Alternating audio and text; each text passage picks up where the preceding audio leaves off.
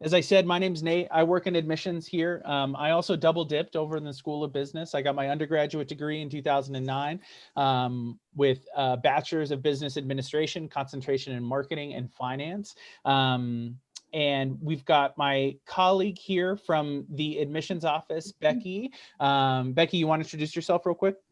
Yeah, like Nate said, my name's Becky. I'm one of the admission counselors here. I see a lot of Seattle students. That's typically who I work with, so that's exciting.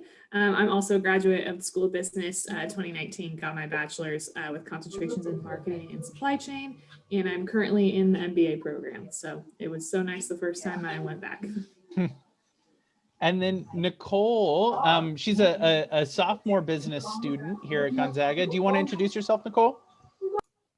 Hi, my name is Nicole Carey. I'm a student ambassador here at Gonzaga.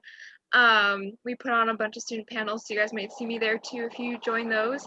I am currently majoring in business administration, hoping to concentrate in marketing and finance. As Nate mentioned, I am a sophomore and I'm from Tri-Cities, Washington. All right. Dean Anderson, you want to introduce yourself and take this thing away? Sure. Thanks, Nate. And thanks, Nicole and Becky, also for being here this morning. And thanks to all of you for taking the time out of a busy weekend to visit with us here at Gonzaga. I know that's quite the commitment and we appreciate it. And we'll try to answer all the questions that you have about the business school over the next few minutes. So my name is Ken Anderson. I'm the Dean of the Business School. I am in my 35th year at Gonzaga, 8th year in the Dean's office. I also am an alum, as you can see, and like Nate and soon Becky, I have both an undergraduate and an MBA from Gonzaga. I was born and raised in San Pedro, California, so I saw a couple LA references in the chat. And so those folks would know where Pedro is, down at the end of the Harbor Freeway on the edge of the world on the Pacific Ocean. I went to Serra High School in Gardena, LA Harbor Junior College, came to Gonzaga to play basketball, and then went off to the University of Nebraska where I worked on my PhD. One thing about me, they always like us to include a personal note so you can relate to the dean a little bit better. I love German Shepherds. That's my boy Clarence on the left, and my little girl Unitas on the right. Clarence is about 14, big 100-pound boy. His claim to fame is he blew both his ACLs, which I did not know dogs had ACLs, but they do. And it's quite the experience. And Unitas is just learning everything about the world as a 2-year-old, but she's a great little puppy. As far as the business school goes, we are really, really good at what we do. And that's one of the things I want to leave you with today is we are excellent, and you will get an outstanding education in so many ways at Gonzaga and in the business school. And part of that is because we are extremely committed to the mission of Gonzaga, the emphasis on the whole person, giving back to the community, being men and women for others, etc. And we've already talked a little bit about Nicole, Nate, and Becky. Nicole, why don't you give a little bit more detail about your year in school, what you might be studying, etc. So for my year as a sophomore, I kind of explain it as you're getting every flavor of business. So you're taking a bunch of business courses in like every sort of concentration. So you're taking accounting, marketing, management information systems, statistics, all good things like that. And you're just kind of getting a sense of business as a whole before you figure out what exactly you enjoy and what you want to study your junior and senior year. And freshman year is mostly made up of core classes. So okay, thanks, Nicole. So that's one of the things. Let me build on her comment really quick. A lot of you in the room may know for sure what it is you want to study in college, but many of you don't. And one of the advantages of our curriculum in the business school at Gonzaga is you've got some time to figure that out. As Nicole mentioned, her freshman year, and the same was probably true for both Becky and Nate, was spent mostly in university core classes, taking English, taking speech, taking history, philosophy, whatever it might be. You really don't take that many business classes your freshman year. In fact, I think you take one, at least most students do. It's your sophomore year where things start getting business intense. Nicole probably will take somewhere around 10 academic classes during her sophomore year. 7 of those will be business courses in a typical schedule. So you really don't have to know it's business until you register for that sophomore year. When it comes to deciding what you want to do in business, again, Nicole's a sophomore. She doesn't think she wants to do accounting. Maybe it's marketing, maybe it's finance. She really doesn't have to make that decision till midway through her junior year. And so if you're unsure, number one, that's normal. If you're unsure, number two, you've got time to figure that out with the way that our curriculum is structured. So don't stress if you don't know. There are some degree programs at all universities where you better know, like right now, like if you want to be an engineer, you better know right now, because that starts day one at most universities. Business at Gonzaga, you've got a little bit of time. So again, we aspire for excellence. We aspire to be a global leader in Jesuit business education. We have 3 core values: excellence, engagement, and inspiration. And we'll come back to those in a moment. We consistently appear in national rankings, whether it's overall as a business school or individual programs like accounting and finance. We are really big on competitions. And some of this, of course, is pre-COVID, when we could put people on planes and go away to places and do things. Many of you, for example, have heard of or maybe even involved with DECA at your high school. We're a big player in DECA. We typically have half a dozen or so students every year place at the big national/international competition. And of course, we have outstanding placement rates, which is important. And I know it seems like it's 4 or 5 years away before you graduate from college, but it'll be here before you know it. Quality-wise, excellence-wise, you know, there's a big group out there called the AACSB. We're accredited by them. Only about 900 schools worldwide are accredited by AACSB.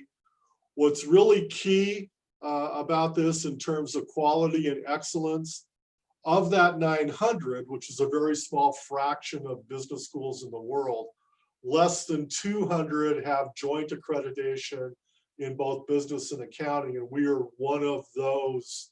I think it's about 190 schools now that have dual accreditation. So it's another mark of our excellence, in addition to rankings and placement and competition and test scores, etc. Year in, year out, our 3 most popular areas of study: the accounting major, and then the business major with either a finance or marketing concentration.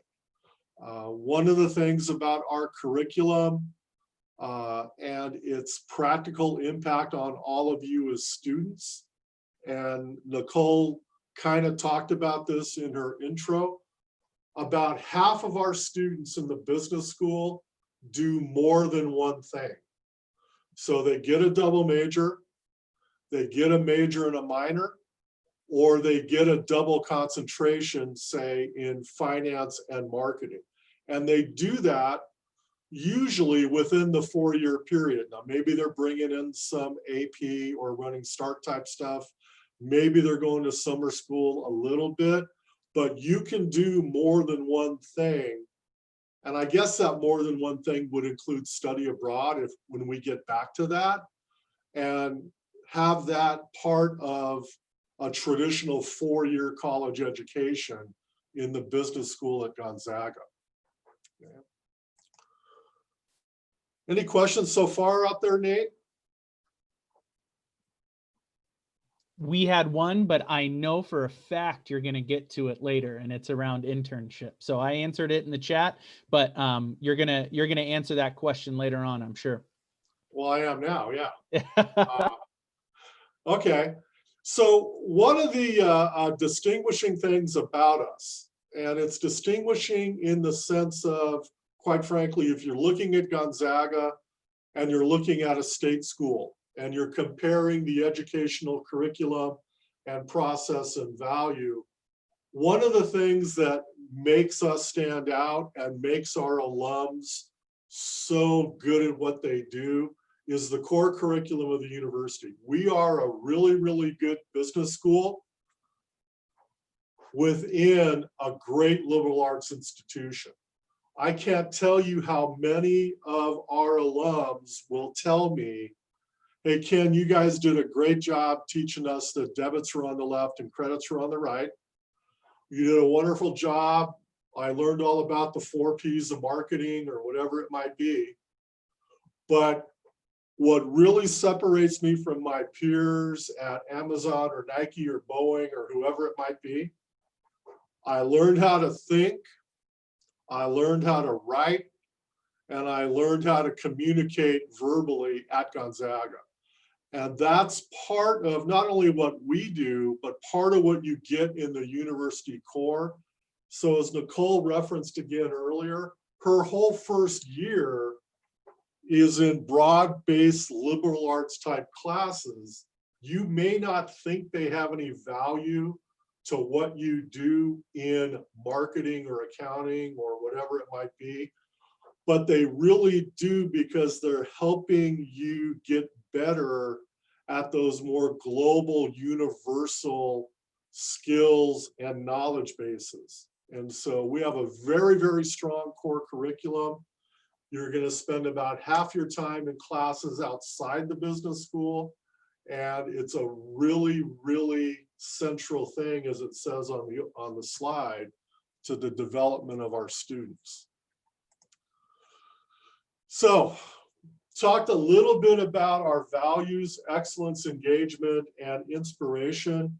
Of course, when you think about inspiration, everybody thinks about ethics. They think about sustainability. They think about social responsibility. They think about diversity, equity, and inclusion. Another part of our inspiration value, informed by the Jesuit educational philosophy, is learning by doing.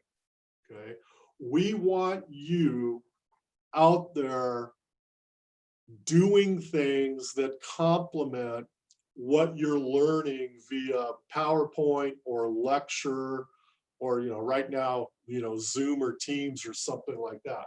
We want you getting hands-on experience and having those different types of learning opportunities. So we do a lot of projects within our classes.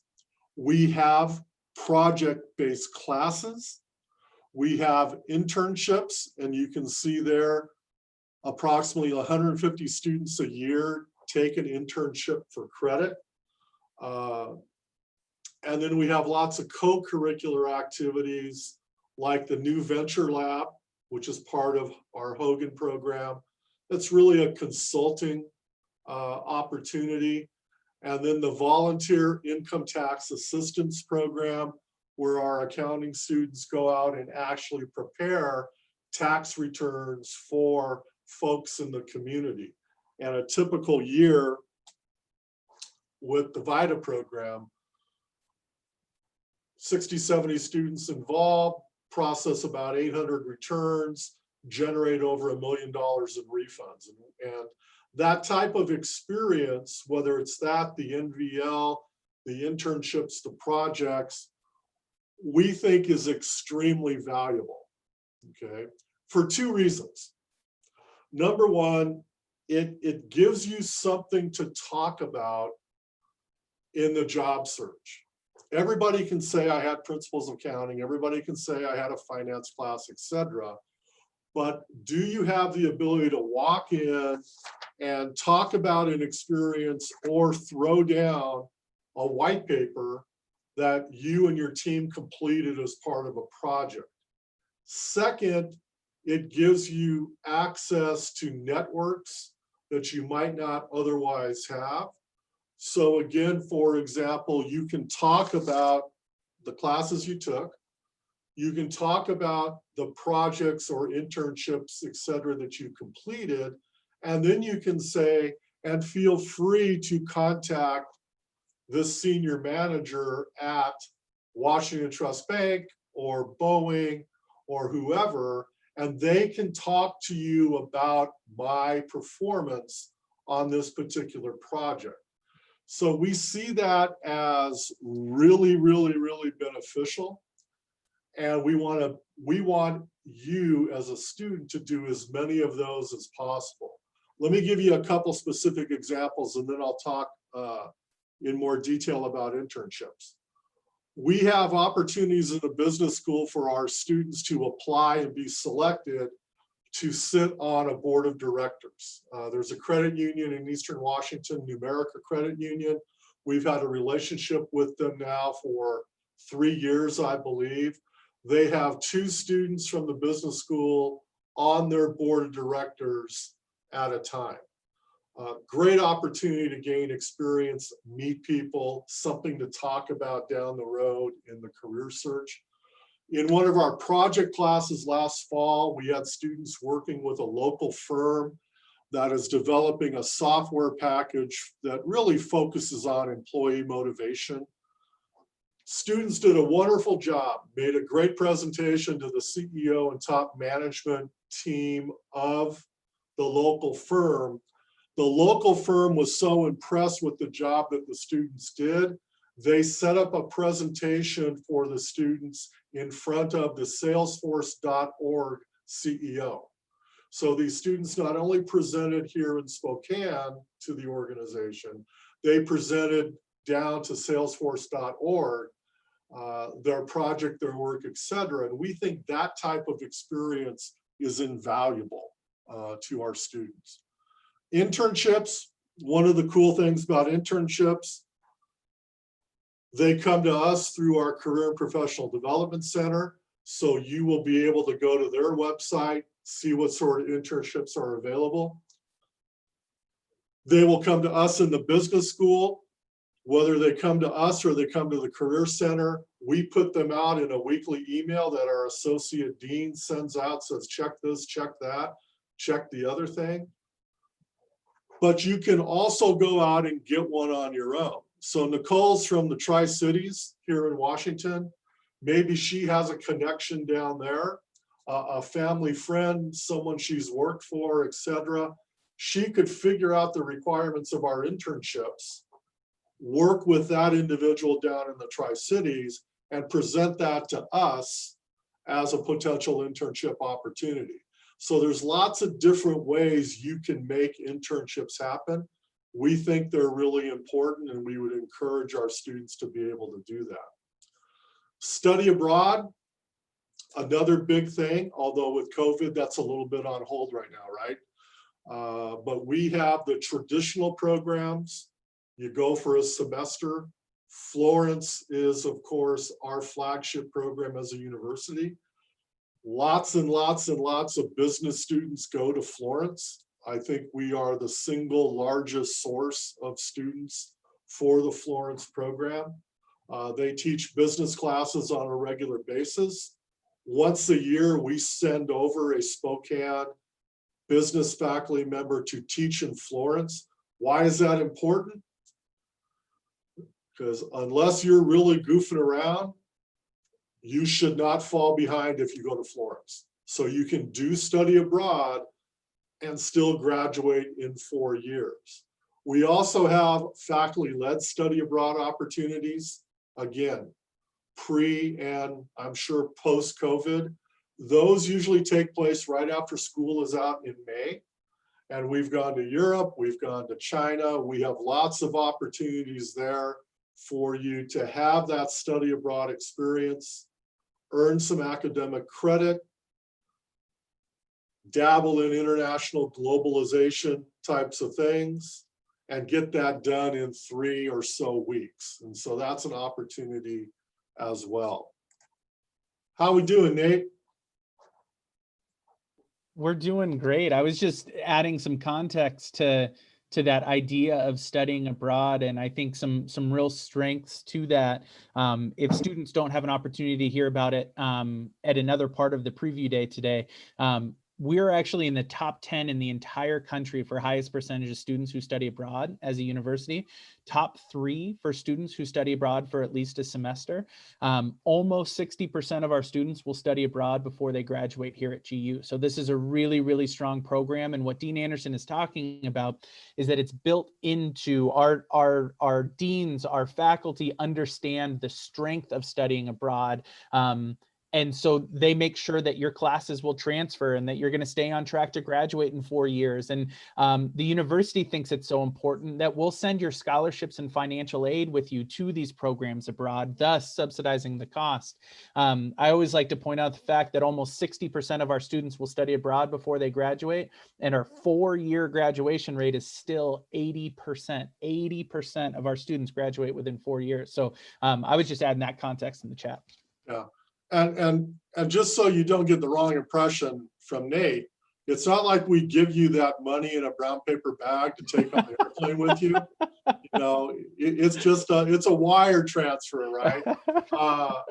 But yeah, I think that's one of the things, and I would encourage all of you, no matter what school you end up going to. We talked at the beginning, or I talked at the beginning about, you know, at some places, engineering might start day 1. Business, you've got some time to figure that out. Maybe psychology is something that kicks in your sophomore year. That's one of the things to kind of figure out is, if I go to Gonzaga, or I go to Santa Clara, or I go to the University of Washington, when do I have to decide, right? On these various areas of study.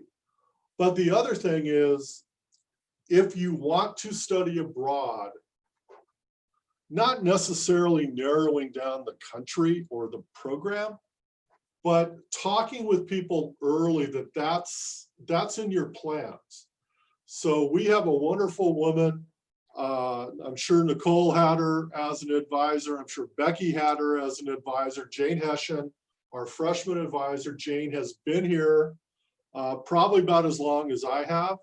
If you walk into her office during your freshman year and you say, Ms. Hessian, I'm thinking about going to Florence, then that's going to trigger all sorts of questions and probably decisions for you to make about what you take, when you take it, so that Florence doesn't get in the way of you accomplishing other goals, like what you want to major in or when you want to graduate. So regardless of what school you go to, if study abroad is something you want to do, communicate that early so people can build that into your planning, so that it doesn't become something that jams you up in terms of, and this would be a parental alert, time and money, right? And we're really good at it. It's like Nate said, it fits in really, really well with what we do. Placement rate is 96%. That's a metric that seems to be accepted throughout the country now by career people. It's jobs, military, graduate school, or what I would call nonprofit opportunities like Peace Corps, Jesuit Volunteer Corps, etc. So in the business school at the undergraduate level, within 6 months, 96% of our students are doing one of those things. Our top employers, you can see some of them there, Boeing, KPMG, DocuSign, Amazon. You may not have heard of West Monroe Partners. They are a consulting firm out of LA and Chicago. They do some really nice work and they love our business students. I bet over the past 3 or 4 years, I bet they've hired 11 or 12 of our graduates to go to work for them. Our graduates usually stay in the West / they go back to where they came from. But we work really hard to establish connections across all sorts of different companies, multiple opportunities for you to learn about jobs and careers. So for example, on that last point, this coming Monday, we have a program called Careers in Accounting. It'll be Zoom this year, virtual, but we bring in about, I don't know, 5 or 6 accounting alums. They talk about their Gonzaga experience. They talk about the early career. They talk about what they do now. And even in accounting, you'll find that a lot of our current students don't have a great handle on all the opportunities in accounting, right? They only think of the big 4 accounting firms. They don't think about what is known as public accounting. And so we do that pretty much in every single one of our disciplines. We have a careers day in marketing. We had careers day in finance a couple of weeks ago. We'll have careers in HRM. And the idea is to bring in folks, again, mostly our alums. They talk about their experiences. They give the students the opportunity to ask questions and connect with them. And then our students kind of go away a little bit more informed about what opportunities are. Give you an example. We've got a very involved alum by the very common name of Joe Smith. Now, we have another alum named Joe Smith, who is the CFO of Gonzaga University. But this Joe Smith works in North Carolina for Truist Bank. Now, if you have been watching any of the Major League Baseball playoffs, the Braves are doing well. The Braves play at Truist Field, Truist. Truist is the result of a merger within the banking industry. Well, what Joe does, or what Joe did previously, he was in charge of managing relationships between, I believe it was Bank of America and all of the professional sports franchises that Bank of America had advertising relationships with. So whether it was the Yankees or the Red Sox or the Patriots or the Carolina Panthers, whoever it might be, Joe, as a marketing person, was managing those relationships. Now, when you think about that, you go, well, yeah, that makes sense. I see logos and signage and advertising everywhere. And if I think about it a step further, I go, well, someone's got to take care of that. But you don't immediately think that that's a job at a bank, right? And so that's one of the things that, you know, a light bulb can go on with our students, a connection can be made with Joe. We're really, really big on giving you multiple opportunities to learn those things. We also work very hard at connecting you with our networks. So I spend a fair amount of time doing email introductions between current students, maybe recent alums, and people in a certain industry. So I had a short meeting a couple weeks ago with one of our current students. She's very interested in supply chain management. She already has a job lined up somewhere else in the country, but she thought it would be cool to meet who we knew in supply chain at Nike. So we happen to have an individual who is pretty high up in the supply chain org at Nike, senior VP type level. So I connected her with this individual, right? That's part of what we do at Gonzaga, and part of the beauty of the place is our alumni are thrilled to be able to help in that way. And so it's part of what you will get as part of your Gonzaga education. So I'm out of slides, man.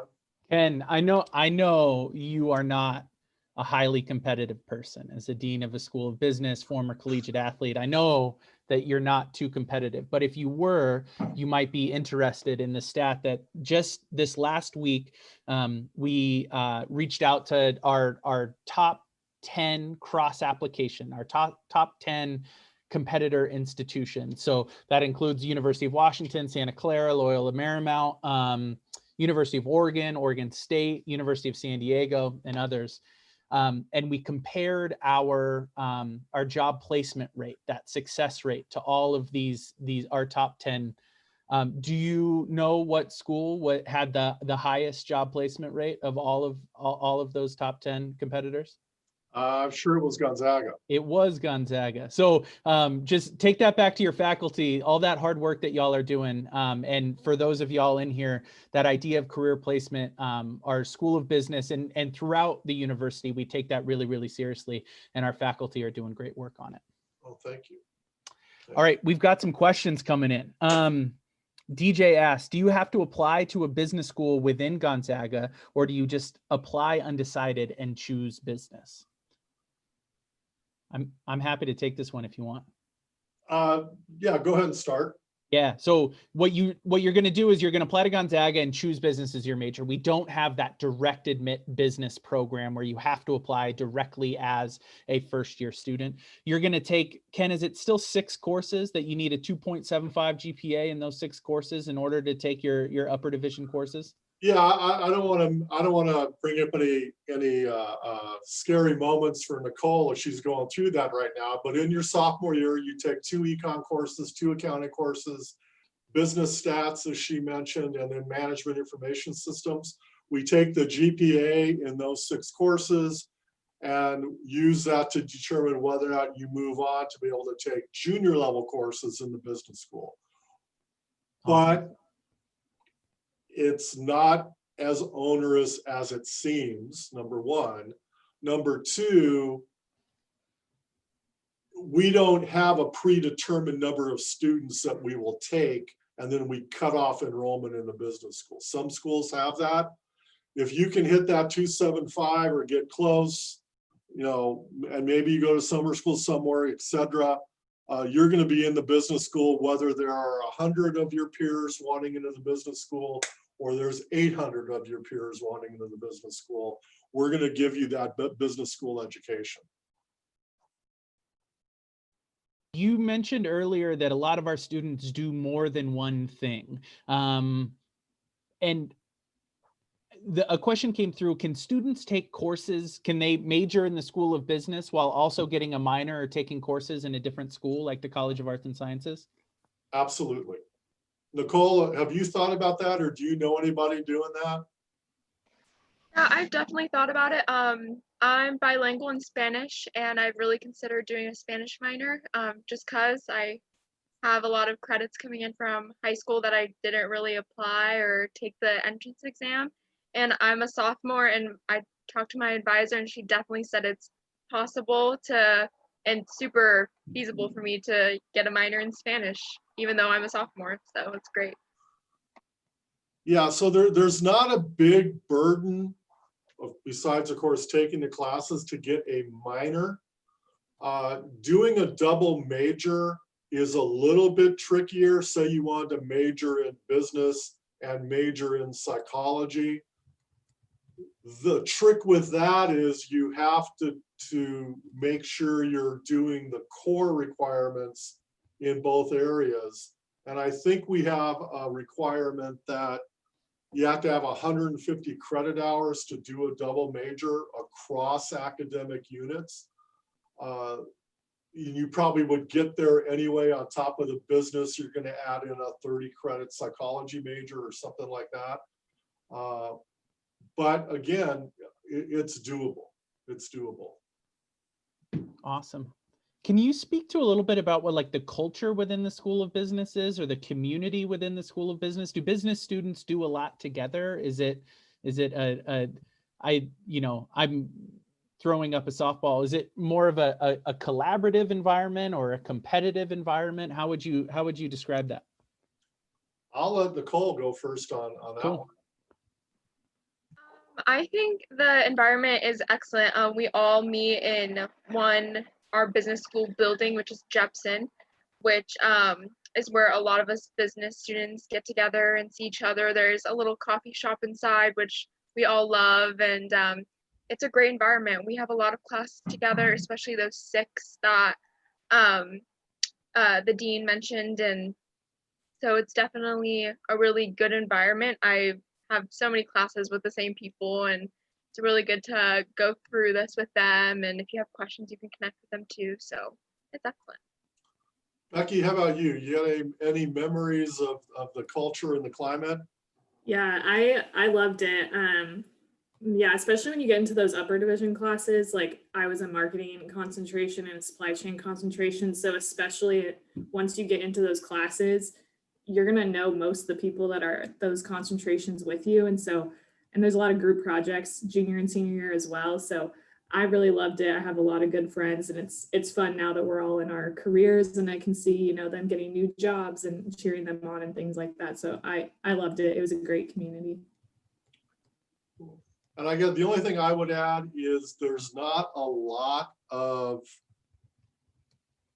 competition that I guess I would say one student wins and one student loses. I mean, sure, there are some of those like admission to the Hogan program or scholarships or things like that, but we are not putting students against each other on a regular basis. And I think that pretty much even extends to classes. I don't think most of our classes grade on a curve, for example. So I think it's a very cooperative culture that's consistent with the entire university. Awesome. Let's see, what types of business courses are offered over in Florence? Pretty much the junior level core. So what you're going to see is principles of finance, principles of marketing, principles of management. Once in a while, there'll be an econ course. Maybe there'll be some international business courses, of course. But you shouldn't have a lot of difficulty filling up a schedule with Florence. And again, one of the keys, you can go there and take classes that are required of your business degree at Gonzaga. So sometimes when you do study abroad, you end up taking stuff that doesn't really come back and satisfy a specific requirement. You shouldn't run into that situation in Florence with a little bit of planning on your part. Awesome. And it's 12:05. We have 5 minutes left, so I bet we can get 2 more questions here. 2 people have asked, so let's get this answered. What are some of the connections that we have, and where do our students within finance tend to go work? Are there some popular options for students in finance? Yeah, I think it really depends on what area of finance the students are interested in. Are they interested in the investment side? Are they interested in the banking side? Our students tend to smaller investment firms are a place where we do well. We have students, West Monroe Partners, for example, likes our finance students. So it really depends on the interest level of the student. Boeing likes our finance students. So it's a range of things. We don't, I guess, to answer specifically something that's always in people's minds, we're not sending a lot of our graduates to Wall Street.